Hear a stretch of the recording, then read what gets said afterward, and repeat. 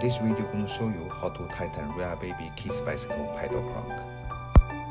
Sometimes pedal crank can be a bit loose.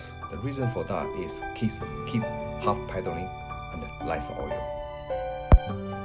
It only takes 1 minute to adjust. You need to tighten the inside washer and the outer nut. First, please pull the crank out to make sure the outside crank fitting properly.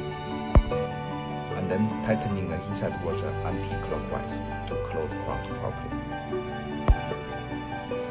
Apply some oil or grease on the joint of the crank. If you don't have grease, any other oil will do.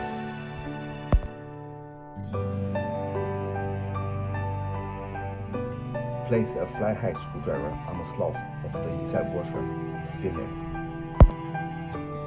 Pat the screwdriver gently to do the final tightening. Please also make sure the washer is not over-tightened and the crank spins freely. Finally, tighten the outer nut by the spanner to finish the adjustment.